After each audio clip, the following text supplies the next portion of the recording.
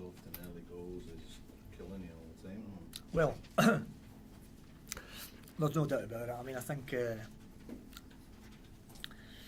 go 90 seconds into a game and concede a goal from a set play, I mean, we've walked through it, we've ran through it, and I'm not here to apportion blame to my players, individuals or otherwise, but it should have been a basic come in and a header away and to allow, I think it was Daniel, wasn't it? I mean, that amount of time to pick his spot.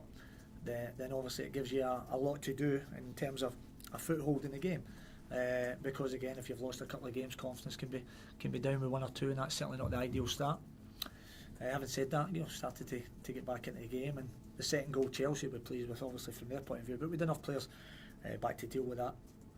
And at 2-0 down, as I say, it's more than a lot to do, given that Chelsea are an elite club and the players they have. And young Adam Bogdan's going to have a terrific career, there's no doubt about it. But the third and fourth goals, I mean, it was basic, should have been certainly basic saves. And that's the thing about a goalkeeper, there's no hiding place. If you make a mistake, it results in a goal. And I feel for the kid, but he's got to show the mental character to come through that. And at 4-0 down, then it looks a long way back because their tails are up, and you obviously have to address that. So we got them in at half time, and I just asked them for some pride for themselves and for the football club and for the fans. The fans have been magnificent, and they were today again. They got behind the team. In the second half, they showed a lot of spirit. They showed a lot of good football, how to say. Scored a very good goal. As a matter of fact, scored two very good goals. But the stand side, or whatever, assistant, whatever they're called now, linesman or whatever, on the far side. I mean, the ball's clearly over the line. It wouldn't have affected the 3 points, but they certainly showed the desire and the character. I don't want to be standing here swearing, but there's 1 or 2 showed a bit of bollocks about them in the second half. They were prepared to stand up and take what was coming their way. And that's what we need. We knew at the outset of the season it was certainly a horrendous fixture list in terms of playing 5 of the teams that will finish in the top 6, and we've come out of those games with no points from that. So what we have to do now is, I said, pick ourselves up, get into a group of games that I certainly believe we could win points from, and then start to move up the league. And that's the nature of football. I come into this job when we were favourites for relegation. We addressed that, and that's what we have to do again. I mean, we're 7 games in.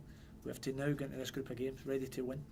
And if we show performances for the duration of a match, as we did for the second half today and the first half at Arsenal, but you have to do that over the period of 95, 96 minutes, whatever it takes. And as I say, 1 or 2, certainly more than that, the second half showed a bit of character about them. Ultimately, those are the ones that you'll hang your hat on and play at Wigan, because it's about that strength of character, that belief, and going and winning your games, and that's what you have to do to start moving up this league.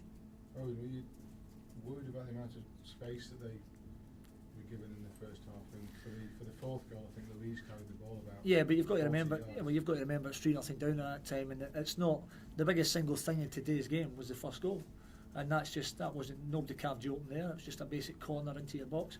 Somebody should be picking up, doing their job. They never, and you find yourself 1-0 down. That's not about systems and styles of play and everything else. I mean, I think at 3-0 down, yes, Louise, of course, strode forward, as he does many, many times in every game he plays, because of the quality he has.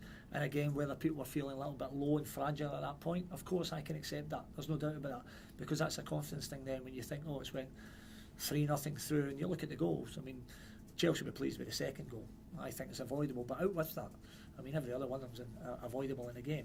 Now, come out second half, as I said, showed that character, and that's what you have to take into, take your disappointment, take the slap in the teeth you get, take the criticism that comes your way. I mean, I had a career of that as a player, and certainly if I get a bit of it now as a manager, then so be it.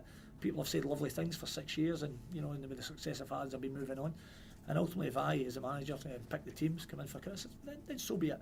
It's something I'll take in the chin and go on that training ground, because all I want to do here is put a smile on those fans' faces, because the fans have been brilliant from day one. They were for me as a player, they have been as a manager, and that's a responsibility. I want to make sure that I give them something back to do that, and that's what we have to do. But we can only do that by working hard, rectifying those mistakes, and taking ourselves on for there. I mean, I think every bit of bad luck we could get probably came our way at the start of the season on a number of fronts, injury wise and everything else, suspensions, but it happens, and you have to come out of that. You have to come out of it being positive and go, as I say, with this group of games coming up now, to earn their points and start moving up the league.